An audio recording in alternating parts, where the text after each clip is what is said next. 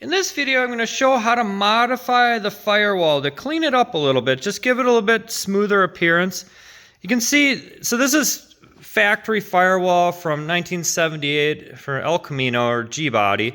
Really any of those cars will look basically the same, but you can see from the production process, this is really not very smooth. It's kind of got some ripples there. Plus we have a few extra holes. Some of those I won't actually be using anymore since some of you guys might not like me saying this, but I'm going to convert to automatic from manual transmission. But it's a 10-speed transmission, pretty awesome transmission. But anyways, won't need that. Also, I'm going to have an aftermarket steering column so I can delete this.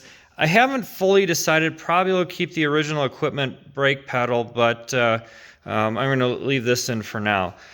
Now, originally I kind of wanted to come up here and actually cover this whole area here, but lesson learned, once I put in the wiper motor and apparatus there, I recognized that that was going to take up more real estate than initially anticipated, so I modified my plan a bit. So I'm basically just going to cut this out here, continue to here, and then down. I'll use a grinder with a cutoff wheel to do that. Should do a pretty good job. I do have a plasma cutter, but honestly I find a little bit cleaner job just with that grinder and cutoff wheel, and I have pretty good control with that. And then once I have that metal out of there, then I will go ahead and make a template, and we'll go ahead and get that fitted up. You can see on this side I actually already had to replace most of that metal because there where the AC etc was had quite a bit of rust, just did not look very good. But anyways, it doesn't need to be perfect, but just try to clean it up a little bit, make it look a little bit more unique. And as the as goes with this project, I'm pretty much going to try to change everything and make it as nice as it can possibly be. So let's get moving forward.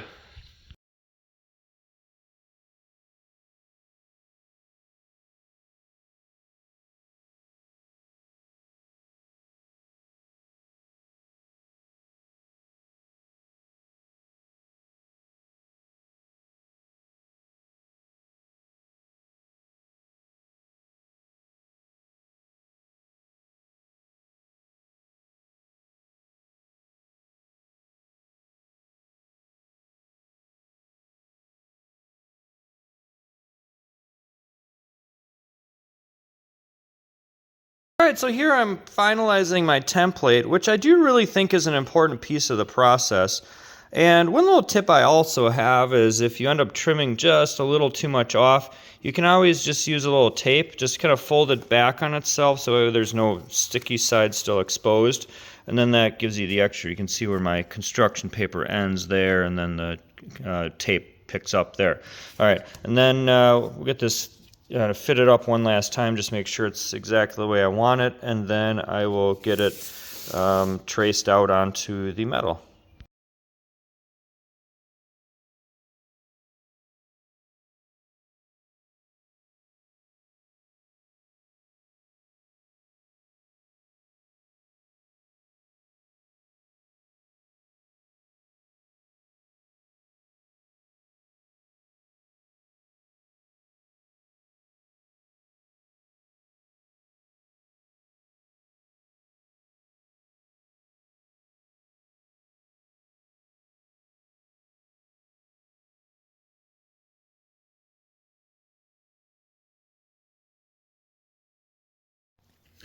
Alright, so preliminarily it fits up pretty well, but we gotta actually add a few contours to it to get it to fit just right. And I'll show you kind of what I have in mind here. So where the old one had kind of curved into there, I'm just gonna build this in so it looks more flush. And then to be able to get this part here to fit up to here, so this side over here is flat and then this side is not. So what I'll do is I'll draw a line like that, and then I will put just a gentle bend in there to help those two areas integrate. Now I can also bend this part out, so keep in mind you can be flexible in terms of how you get those two panels to meet. I'll actually do just some sort of combination of those two things to get it to look just right, almost like the factory meant it to be that way. Once I get the top part matched up, then I got to start working on this bottom part, because there is a curve, sort of gentle 90-degree curve, to be able to match up with the transmission tunnel. So I'll end up forming this. Now you can't just roll that, because it's not a straight across curve. It has to curve along this area here, so it's a complex curve. So I'll probably use a hammer and a bead bag to help kind of form that, and I'll show you that process as well.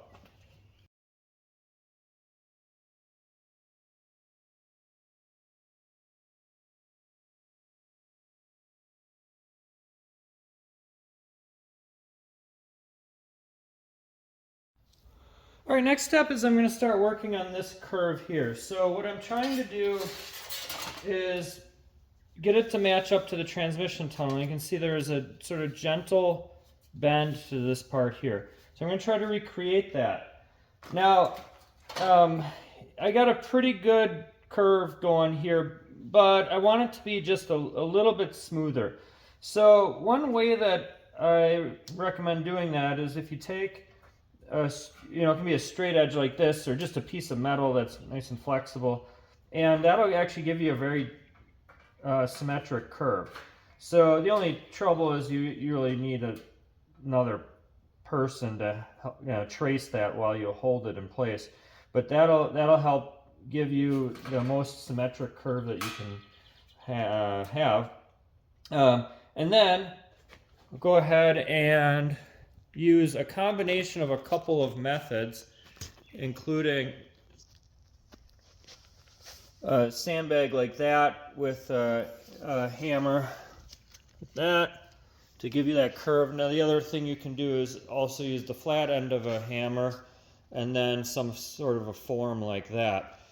With this one, there's others like that, and you can just make those, but I bought those from Eastwood.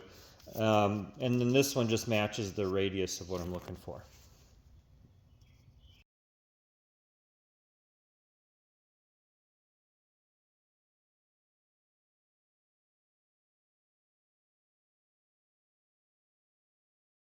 So now you can see it's actually getting reasonably close. Now, I did have to slightly change the top part, in part because this portion here is going to end up being flush with that part where the brake booster mounts. So it had to be raised up a little bit, so I made that bend there.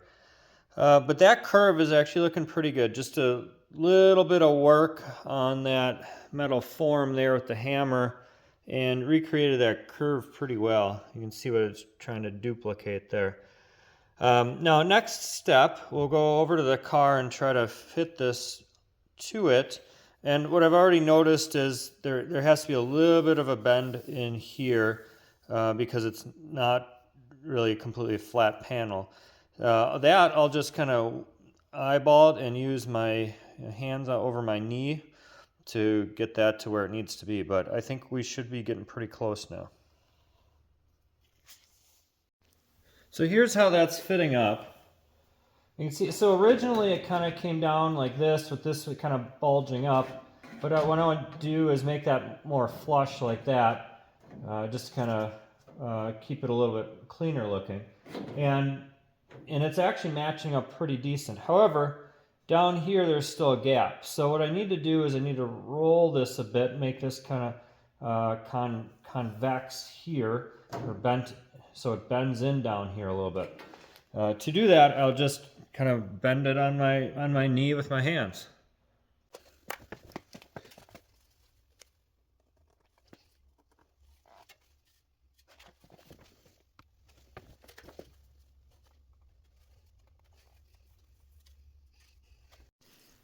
All right, going to take just a little more forming, but you can see it's actually progressing pretty well. So when you're doing these things too, you don't make too much of a change at one time. Make small changes and then kind of fit it up. And once you're pretty close, you can start tacking it into place, and that actually helps to hold the piece, the parts that fit really well right where you want them, and then you can almost sort of like form it using the rest of the structure as almost being your guide or your form. So you can see that actually looks pretty decent like that. It's lining up decently well down here, and just a little bit of bending down there, a little more rolling down here to get this to match up with the tranny tunnel, and I think we should be in pretty decent shape. And you can now start to see my vision here, how much cleaner that looks than what we started with. All right, so fitment of the panel is actually coming along pretty well.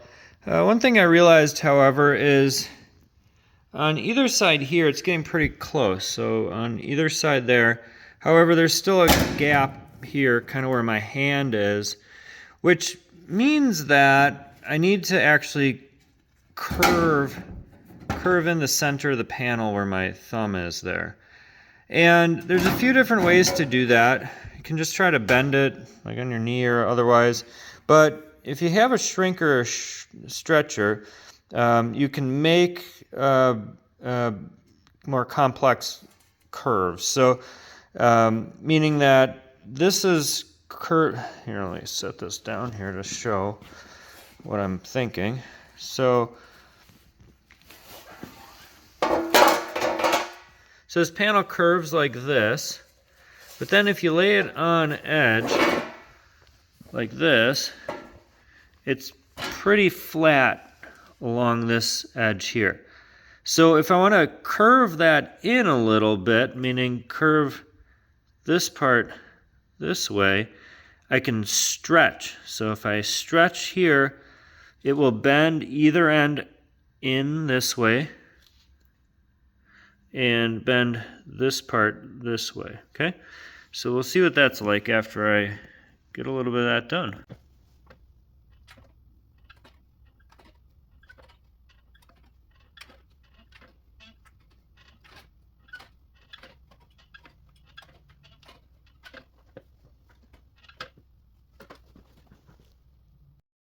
All right, now with that panel on a flat surface, you can see the effect of that stretching.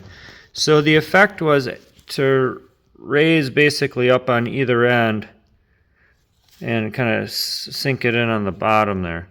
Now you might notice though that that stretching process, it does make the curve a little more irregular, which we'll go ahead and remedy. See how it's no longer totally smooth there. So let's use a hammer and dolly. Or you don't need a dolly, but just a hard piece of metal that recreates that curve, and then just kind of pound along there, and that'll kind of smooth all that out.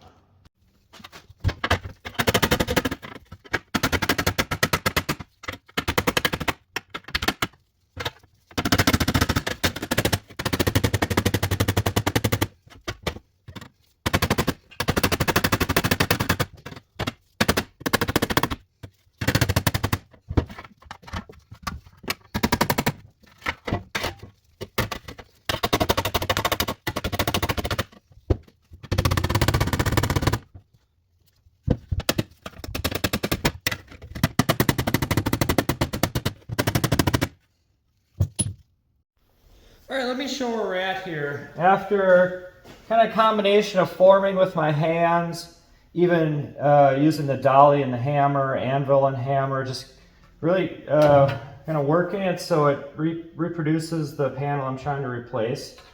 I've gotten it pretty good. You can see it fits decently, but I have a little bit of refinement to do yet, and that's actually becoming really a challenge because it's hard to hold it in place and do those things. So what I'm going to do, I'm actually just going to tack it in place here, and then that'll allow me to kind of cut along these edges so I get everything fitting just the way I want it to. And as I tack along, I can actually use that to hold it in place and form it elsewhere, okay? And then I'll probably just cut those tack welds off unless it starts to fit really well. And then I can even shape it with my hands or use other tools after that. So tack welds are nice because they're reversible, okay?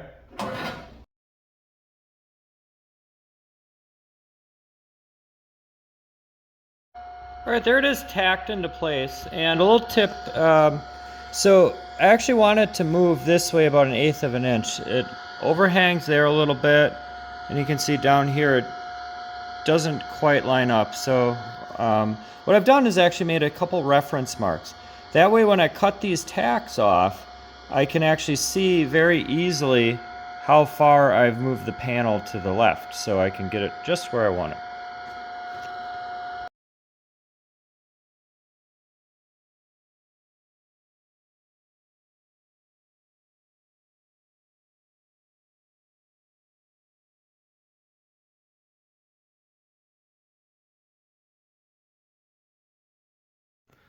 All right, so here's where we're at. Panel is actually fitting pretty well. I've done just a little bit of hammer work on the inside lip here to get that to match the transmission tunnel pretty well. I've also gone ahead and put some bolts in here because the brake pedal / clutch pedal bracket is actually located, there's a locator bolt up here as well.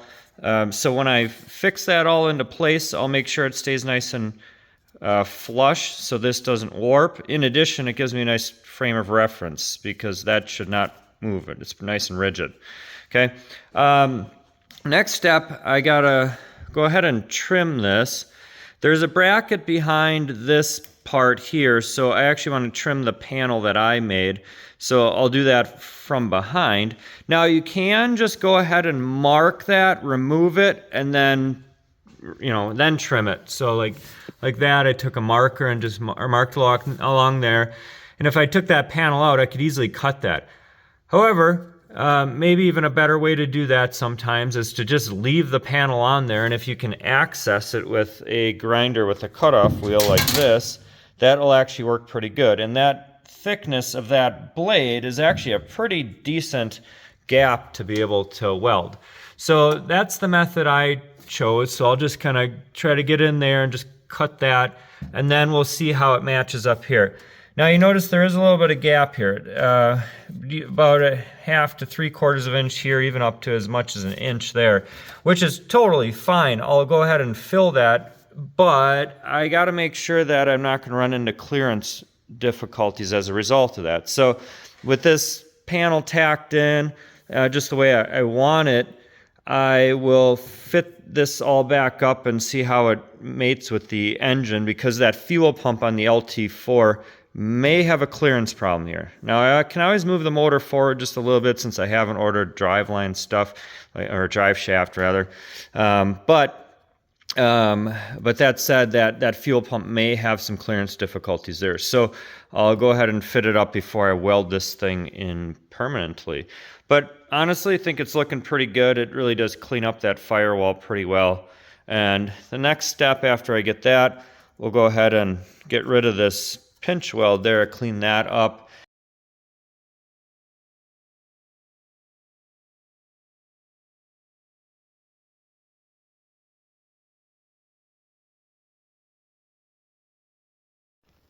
All right, so I've done just a little bit more massaging. I made a relief cut here, and you can see that's actually brought this panel in just a little bit to get these to meet, because I would like to minimize the gap underneath there as much as possible, because I may run into clearance issues if I have too much of that.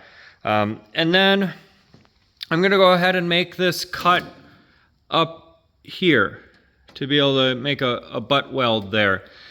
Now, you could just weld it in place like that. However, two things about that. I want this to line up as well as possible, and there's just a little bit of a discrepancy there.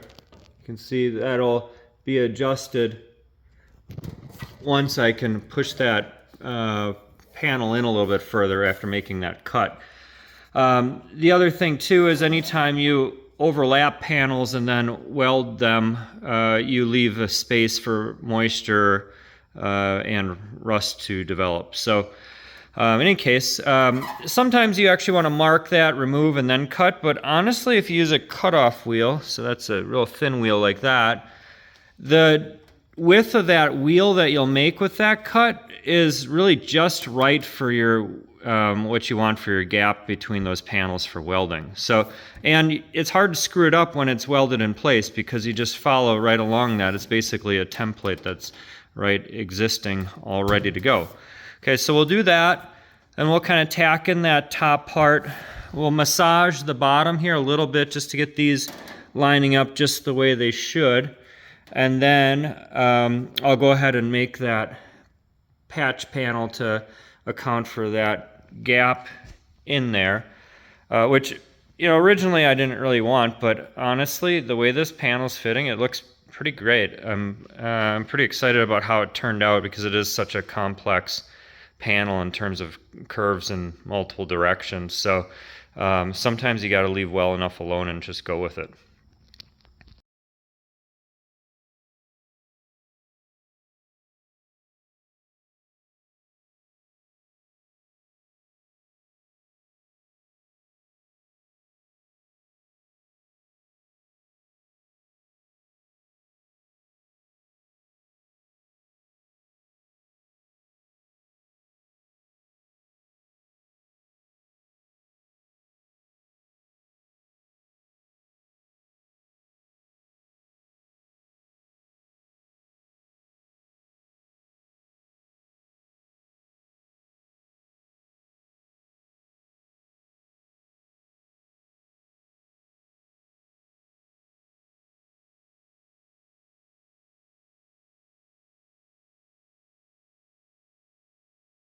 All right, so now I'm making a template to fill in that gap.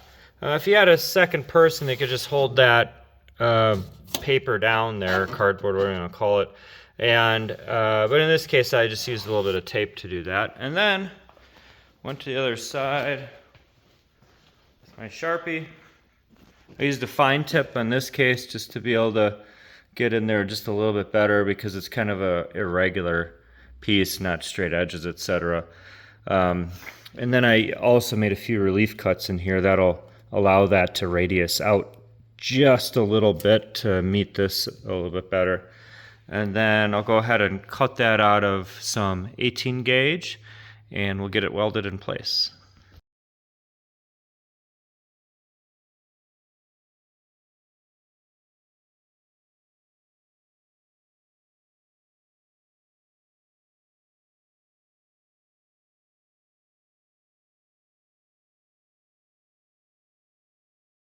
All right, so now I got those pieces trimmed and fitted up. I decided to do it in two separate pieces. Just, you know, sometimes you have a bigger piece you're trying to fit in, trimming it up a little bit is easier to work on it one at a time. In any case, I did use a snips to cut those. I'd recommend if you're doing that, use a good quality because cutting through 18 gauge can be kind of a challenge if you got a little bit older or duller shears or snips.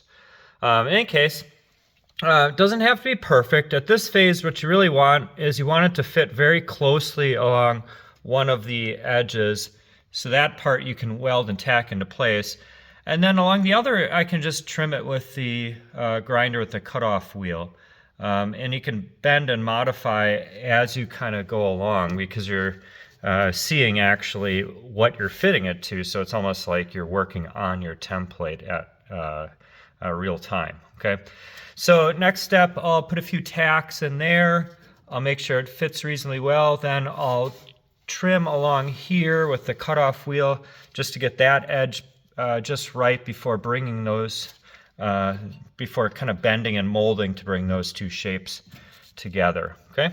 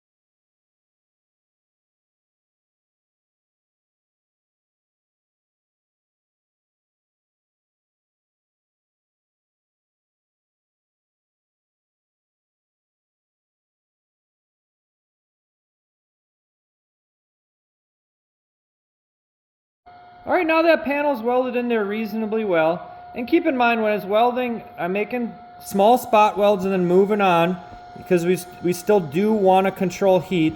This panel is a little less likely to warp as a result of heat just because it is a little thicker, it's 18 gauge, and then I'm welding next to some contours which help provide rigidity to that panel. However, you still want to be cautious. You don't want to have big waves in there secondary to excessive heat. And the times that I did get a little carried away, a little too much heat, then some compressed air can be helpful. One other tip, I placed a light, you can see that light there behind the panel, because then that helps to show if you have any areas you missed, because the light will shine through any gaps in that weld. Because when you go to grind down that weld and prepare that surface, you don't want to get towards the end and realize you have to go back and weld more. That does happen not infrequently, but better to be more thorough to start. All right, so next step is I'll use a grinder to start grinding down on that weld there. Typically, I like to start an angle grinder like this with a it's a 4.5 inch grinder with a regular grinding wheel, and then because I can focus on that weld pretty carefully. Then next, once it gets pretty close to flat, then I like to use a flap wheel. On the top surface though, see it kind of concave there, it's not flat. So in lieu of that, I'll actually use a rounded disc like this. I mean, others will work, but that gets in there pretty nice and will help to create a nice curved contour there. So I'll switch over to that once I get close, okay? So we'll get this panel looking nice and pretty.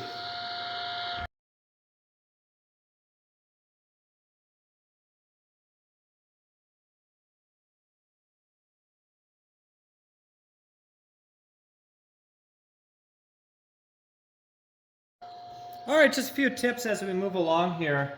Notice as I'm grinding, I am moving around, because grinding does create a lot of heat, and just like with welding, you want to manage that and not place too much heat in one place at one time, okay? If you were to do that, same thing as welding, compressed air. However, just moving around is a good way to do that. Now, I did mention I like to start with the grinder, and the reason is I feel like I can focus that grinding wheel on that bead a little bit better than I can with a flap wheel. There is no right or wrong way to do this necessarily. Use what you're comfortable with. However, my advice is to just be cautious, not to get into the neighboring metal too much. Keep in mind the weld is much thicker than the neighboring metal. So if you end up grinding down that weld adequately, but then your neighboring metal now is significantly thinned and no longer structural, then you could be stuck having to repair that. So just be cautious that way, okay? All right, let's move forward.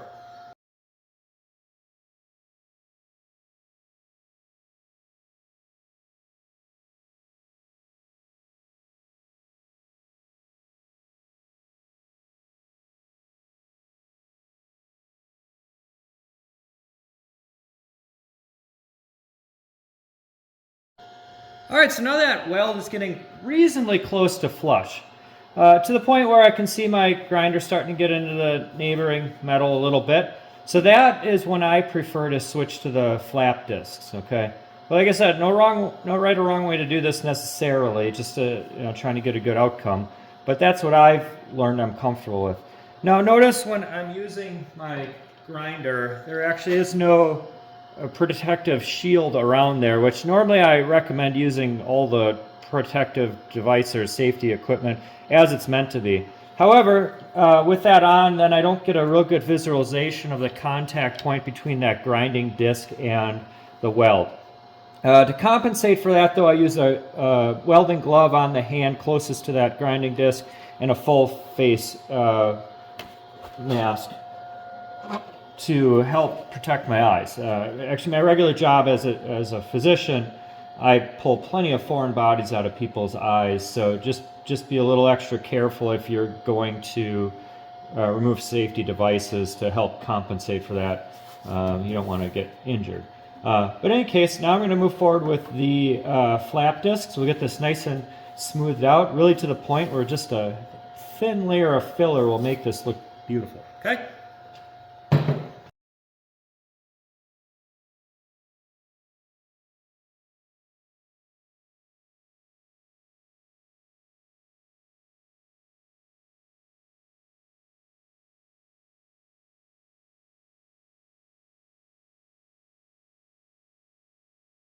Alright, so now that firewall panel is all welded into place, and I really think it works pretty great.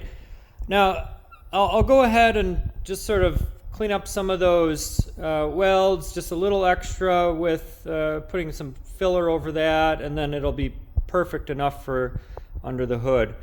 Now, don't get too carried away with grinding down those welds. I mean, you can make them look super smooth, but if you compromise the integrity of the panel by grinding it down too much, that's not of benefit. So you got to know when to kind of stop and then recognize it. Again, it doesn't have to be perfect because filler will take a pretty good job and make it look perfect. And you know, honestly, the point of this video isn't to really show perfection, but it's to show you could do a pretty good job, you know, with skills that obtained by a hobbyist, meaning I have a job that has nothing to do with automotive stuff, and come out on a day off, have some fun, and make something that looks really pretty great. You can see this side over here and above there, and like I said, just a little bit of filler and some work, and that will look really nice. Also go ahead and get that seam taken care of. You can see what that looks like, though a lot cleaner down here where I start to cut that away. But weld a little bit and then cut a little bit. Don't just cut that whole pinch weld off and then go from there. I recommend just going a little bit at a time and actually putting a few welds on the other side of this and then cutting that will make sure everything stays in place. So I think that looks pretty good, and what it replaces is that panel there, which really has a lot of deformation from being stamped from the factory. But in any case, I think we made a pretty good improvement. Appreciate you checking out the video. Please send comments, questions. I appreciate all that. And anyways, thanks for checking it out.